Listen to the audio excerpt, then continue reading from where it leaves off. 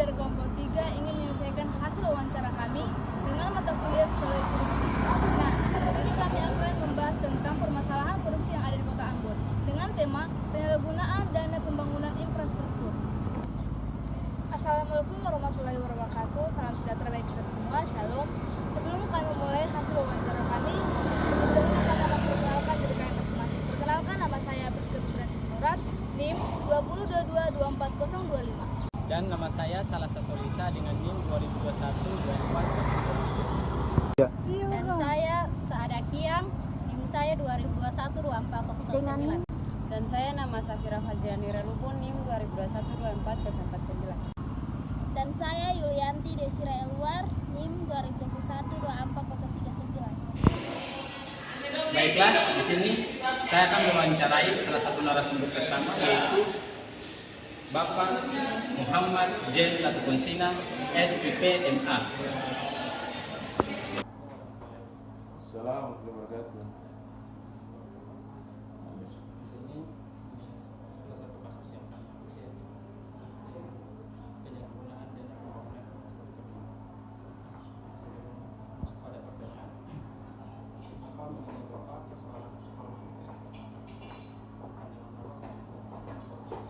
Kalau bagi saya korupsi itu penyakit sosial, itu terkait dengan akhlak manusia. Orang itu tidak puas, kemudian tidak puas terkait dengan akhlak, kemudian dengan kondisi perekonomian. Ada juga kasusnya orang yang taraf ekonominya biasa lalu korupsi, tapi ada juga orang yang punya kekayaan. Orang kaya kan rata-rata yang kemudian korupsi. Itu. Jadi ada juga karena budaya biasa ucapan terima kasih dari kerajaan dulu kan. Jadi nanti kasih upeti buat raja, itu seperti itu kebudayaan kita yang kemudian dia tidak sesuai dengan norma kehidupan kita, sehingga kemudian melakukan tindak pidana korupsi. Jadi itu biasanya. Mungkin itu yang di sini ada beberapa pertanyaan mengenai persoalan penyalahgunaan dana pembangunan infrastruktur. Nah, pertanyaan pertama yaitu, apa pendapat Bapak peran media massa dalam membongkar dan membawa tindakan korupsi ini ke publik? Ya, memang media massa itu kekuatan keempat kalau di Amerika ya, setelah eksekutif, legislatif, yudikatif, dia menempati kekuatan keempat karena dia mampu melakukan pengontrolan. Nah, kalau kami lihat media ini kan dia cuma memberikan sifatnya yang informatif menyangkut dengan dugaan-dugaan tindak pidana korupsi. Kami belum lihat di Maluku ini ada menggunakan media untuk seperti Mokhtar Lubis yang mengungkapkan kasus-kasus itu dengan investigasi reporting yang lebih mendalam. Mereka memang sangat membantu mempublish ada dugaan korupsi, dan itu menjadi acuan oleh pihak kepolisian dan kejaksaan untuk melakukan proses penyidikan dan penyelidikan. Namun media juga harus hati-hati dan jangan melakukan trial by press, penghakiman oleh media. Orang belum korupsi sudah dikatakan korupsi, itu kan merugikan orang. Tapi pada umumnya memang para pelaku korupsi, dugaan pidana korupsi itu sangat takut dengan media. Kadang-kadang juga dugaan kami bahwa dalam proses pengungkapan oleh media, mereka juga terpaksa mengejar media untuk menyogok money politik terhadap media. Tapi rata-rata media di Ambon ya tidak mau seperti itu, karena media ini adalah pekerjaan idealis. Jadi memang punya kontribusi yang sangat signifikan terhadap proses penegakan tindak pidana korupsi di Maluku. Media besar, apalagi Siwa 5, rakyat Kabar Timur, itu yang paling terdepan untuk melakukan kasus-kasus dugaan korupsi. Kalau saudara baca Siwa 5, tiap hari ada kasus dugaan korupsi yang rata-rata dilakukan oleh pengusaha dan para birokrat atau mantan kepala daerah. Hari ini juga di Kabar Timur ada mantan kepala daerah juga melakukan korupsi. Ada juga PJ Bupati yang disangkakan terhadap kasus korupsi, dan dalam sehari dua akan turun karena kasus korupsi. Jadi media punya peran yang sangat signifikan. Tanpa media barangkali akan terjadi penyalahgunaan kekuasaan terhadap yang terkait dengan kasus korupsi. Saya kira demikian. Di sini pertanyaan terakhir, apakah terdapat keterlibatan pihak-pihak politik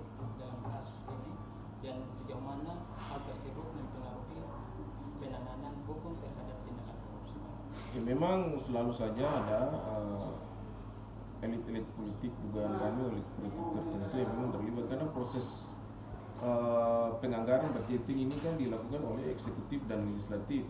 Nanti eksekusinya perda penetapannya itu dilakukan oleh dewan, tapi kadang ketika penganggaran itu lama, dewan sudah menunggu sampai dengan 30 hari, 1 bulan, tidak direspon oleh kepala daerah, maka tidak bisa menggunakan dewan untuk mensahkan, maka dilakukan dengan perkada, peraturan kepala daerah.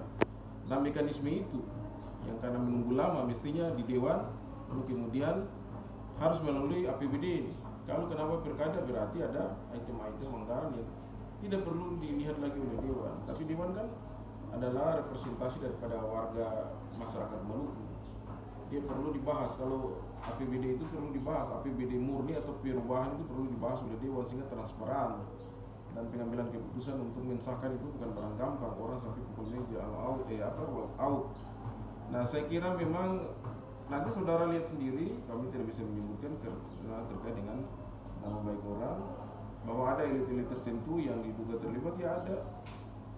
Ya, kalau saudara lihat itu yang kita tidak perlu sembunyikan lagi, PJ Bupati MBD itu kan sudah tersangka sejak dia jadi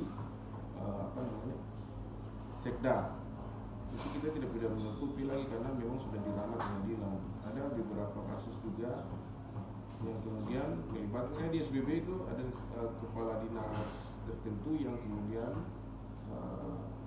sudah disangkakan dan sudah masuk di rutan, sehingga tinggal putusan saja ingkrah untuk kemudian beralih dari rutan ke lapas. Masa persidangan kan masih di rutan. Bukan hanya itu, ada di SBT, Maluku Tengah, Buru Selatan, hampir semua daerah. Jadi kadang-kadang juga mereka itu disangkakan korupsi karena memang perintah dari atasnya. Perintah itu perintah lisan, bukan perintah yang lewat disposisi, sehingga tidak ada alat bukti atau barang bukti yang bisa mengungkapkan bahwa mereka diperintahkan. Nah, mereka diperintahkan oleh siapa, ya saudara nanti tahu sendiri. Jadi di pengadilan itu butuh alat bukti, barang bukti, bukan bilang ngomong Pak Johan sudah korupsi. Tidak. Jadi kalau orang perintah lisan itu hanya kewenangan dari KPK untuk melakukan pemaksaan penyidikan dan penyidikan secara paksa itu. Karena dia punya alat sadap. Kalau misalkan kepala daerah melakukan perintah secara lisan untuk menyetorkan uang, lalu dimintai kepala daerah untuk datang, kepala daerah kadang-kadang asal tidak mau, dan itulah yang kemudian berdampak terhadap korupsi. Maka dari itu demokrasi ke depan jangan demokrasi biaya mahal. Demokrasi biaya mahal pada akhirnya satu fraksi itu 1 miliar. Kalau satu orang anggota fraksi 1 miliar. Kalau misalkan satu anggota fraksi itu 4 orang, 4 miliar itu untuk level kabupaten kota. Dan untuk provinsi Maluku itu 500 miliar. Kalau untuk Maluku Tengah ya barangkali sekitar 70 sampai 100 miliar. Nah, itu tidak sedikit. Di mana para elit itu berpikir untuk ongkos politiknya itu balik bagaimana membeli kendaraan politik. Tidak ada makan siang atau ngopi siang gratis atau pagi gratis. Saya kira demikian. Jadi kita harus tetap optimis bahwa Maluku tidak ada korupsi yang amat signifikan, karena kita cinta daerah kita. Jangan jatuhkan daerah kita ini sangat bagus, betul, hidup senang. Saya kira demikian ya. Iya. Di sini kami akan mencerai narasumber yang kedua, yaitu Pak Domingus D.D. Saidja, SSO STEM SIG. Terima kasih banyak Pak atas kesempatannya Pak. Di sini Pak, saya memperkenalkan diri dulu Pak. Nama saya Pak Priska Rubianti Sinurat. Saya asal dari Medan Pak. Di sini Pak, yang menjadi pertanyaannya Pak, menurut pandangan Bapak, apa itu Pak korupsi itu bagaimana sih Pak?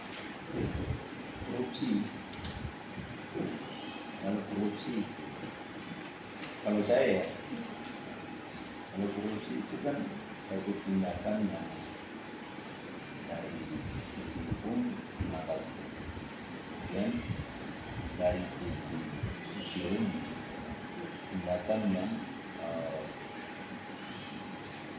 melanggar nilai dan norma secara etikanya itu tidak dibenarkan. Karena itu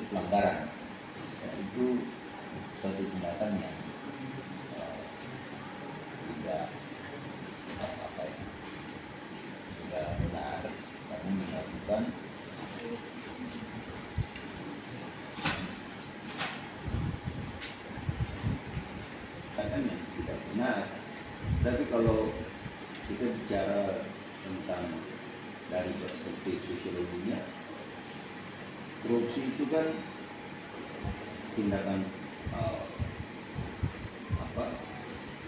sosial. Ya, kalau kita bilang tindakan sosial ini tindakan yang mengandung makna subjektif yang diarahkan kepada orang lain. Artinya seseorang melakukan korupsi itu, ya, dia tahu bahwa tindakan itu, dia sudah tahu itu pasti salah. Nah, cuman dia melakukan, gitu kan? Nah, dia melakukan. Dasarnya karena dalam diri manusia itu kan tidak pernah merasa puas. Setiap kita manusia itu tidak pernah ada rasa puas. Sekarang kalau punya, misalnya contohnya punya duit 100, ya kan? Kalau ada ditawarkan dari orang lain 50 lagi misalnya, apakah tidak ambil? Pasti ambil kan? Nah, padahal kita punya duit 100, ada yang tawarin ini nih 50 lagi, masih tidak ambil? Nah, kalau ambil berarti itu kan tindakan itu semacam orang bilang sudah ada bibit untuk korupsi seperti itu contohnya. Jadi kalau misalnya kita sudah puas dengan kita punya 100 itu, berarti yang 50 tidak mungkin kita ambil, ya udah saya punya 100 ada kan gitu. Tapi karena tidak puas tadi ditawarin 50 lagi, ya ambil 50 itu, ya kan? Nah, itu pendapat saya. Di sini Pak, permasalahan yang kami ambil tentang korupsi di Kota Ambon itu Pak, tentang penyalahgunaan dana pembangunan infrastruktur Pak. Nah Pak, ini jadi pertanyaan kami Pak, menurut Bapak, apakah ada reformasi sistem hukum dan pemberantasan korupsi secara kasus ini Pak? Itu tindakan yang salah. Kalau orang korupsi itu pasti salah, tidak mungkin benar, ya kan? Nah, pembangunan itu diperuntukkan bagi banyak orang, ya. Untuk kalau khususnya di Kota Ambon, yaitu diperuntukkan bagi semua warga masyarakat Kota Ambon maupun mereka yang datang dari luar desa. Nah, otomatis harus benar-benar digunakan dananya, pembangunannya itu untuk sebesar-besar kepentingan masyarakat Kota Ambon khususnya. Ya, dan kalau terjadi penyelewengan itu, berarti kan itu oknum, aktor. Kalau dalam sosiologi dibilang aktor, pelakunya itu aktor kan. Nah, dia tidak kemudian melembaga, atau misalnya tidak melembaga itu bukan kerjanya misalnya dinas sosial itu lalu satu dinas itu semua yang melakukan korupsi, kan aktor saja. Misalnya kepala dinasnya atau misalnya kepala bagiannya misalnya yang mengurusi soal proyek itu, ya. Tapi prinsipnya itu salah, ya, karena tindakan korupsi itu tidak pernah akan dibenarkan. Itu soal perilaku juga sesuatu. Jadi terlepas dari dia punya jabatan, terlepas dari dia punya status sosialnya, tapi sepanjang perilakunya itu kemudian tidak baik, perilakunya itu kemudian menyimpang, ya, perilaku menyimpang itu perilaku yang menurut masyarakat dia melanggar nilai dan norma yang berlaku dalam masyarakat, sehingga masyarakat dia itu perilakunya tidak baik, perilaku menyimpang. Nah, jadi kalau orang melakukan, aktor yang melakukan tindakan korupsi itu berarti dia melakukan kesalahan yang pasti, dan itu tidak dibenarkan secara nilai dan norma yang berlaku dalam masyarakat. Nah, apalagi sampai penyelewengan dana pembangunan bisa infrastruktur, ya, berarti dia merugikan banyak orang. Nah, pasti akan dihukum sesuai dengan aturan hukumnya. Kan kalau dari sisi hukum kan kita tidak bisa berpendapat. Kalau dari sisi sosialnya, dari sisi sosiologinya, yaitu tadi saya bilang dia memiliki perilaku yang menyimpang, ya, karena bertentangan dengan nilai dan norma yang berlaku umum masyarakat. Pembangunan diperuntukkan bagi seluruh masyarakat, Tapi kenapa kemudian dana untuk pembangunan itu diselewengkan oleh aktor, bukan lembaga, aktor. Nah, itu saya bilang perilakunya yang tidak benar. Ya, kan? Dia punya status, kalau dalam sosiologi dia punya status, dia punya peran. Nah, status dan peran itu tidak pernah terpisah. Ketika seorang pejabat dia melekat statusnya sebagai pejabat, sebagai kepala dinas misalnya, berarti perannya untuk melayani masyarakat. Nah, kalau perannya itu kemudian diselewengkan, misalnya korupsi, berarti statusnya dipertanyakan. Ya, ada Pertanyaan yang kedua yaitu Pak, Bapak sejauh mana partisipasi masyarakat dalam pengawasan kebijakan publik dalam mencegah praktik korupsi semacam ini dan di masa depan bagaimana? baik. Kalau dari pengawasan masyarakat, partisipasi masyarakat, kalau kita lihat gambarannya, kalau secara umum, ya, secara nasional, kebanyakan itu kan yang bergerak biasanya LSM, organisasi. Ada banyak organisasi yang kemudian teriak soal korupsi. Ada organisasi yang memang anti korupsi dan segala macam. Ya. Nah, masyarakat itu, ya, kalau kita bicara masyarakat secara keseluruhan, mereka itu kan punya kecenderungan itu hanya untuk bagaimana bisa kerja, bisa memenuhi kebutuhan hidup hari-hari. Nah, untuk masalah-masalah yang seperti korupsi pejabat nanti mereka tahu juga, tetapi mereka tidak mungkin memberikan mereka harus demo, mereka harus teriak dan segala macam. Karena yang biasa teriak itu sudah ada lembaga-lembaga tadi itu seperti organisasi LSM. Mereka itu yang selalu jadi pengawasan. Nah, mereka merupakan keterwakilan dari masyarakat yang selalu meneriakan aspirasi masyarakat. Ya. Nah, kan masyarakat kita ini kan masyarakat umum, masyarakat awam, mana ada yang ibu-ibu rumah tangga, bapak-bapak yang kerja di sawah atau nelayan lalu turun demo soal korupsi, kan tidak pernah. Yang selalu turun itu kan organisasi-organisasi tadi. Ya. Nah, mereka turun, mereka membawa aspirasi masyarakat itu. Ya. Bahwa ada yang demo. Jadi itu bagian dari partisipasi mereka. Mereka mengatasnamakan masyarakat. Ya, tapi masyarakat secara umum mereka itu tahu atau mereka bahkan tidak tahu karena kesibukan mereka untuk kerja, mereka mencari nafkah. Mereka pikir daripada mau pusing-pusing ribut demo dan segala macam, hilang waktu. Lebih baik satu hari saya kerja, saya dapat berapa untuk kebutuhan saya punya keluarga, kan begitu. Masyarakat awam pada umumnya begitu. Tapi kalau mereka yang di organisasi atau di LSM dan ormas-ormas misalnya, ya, itu mereka sudah memang terbentuk untuk itu. Ya. Bagaimana mereka membawa aspirasi masyarakat untuk menyuarakan ketidakbenaran terkait dengan korupsi misalnya. Nah, jadi itulah bagian dari partisipasi. Mereka pasti terlibat, tapi masyarakat itu tidak langsung.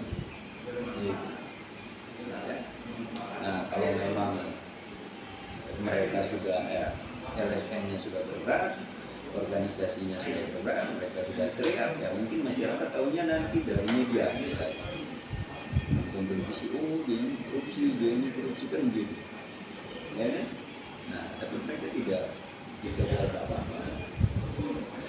Karena mereka pada posisinya mereka hanya masyarakat biasa.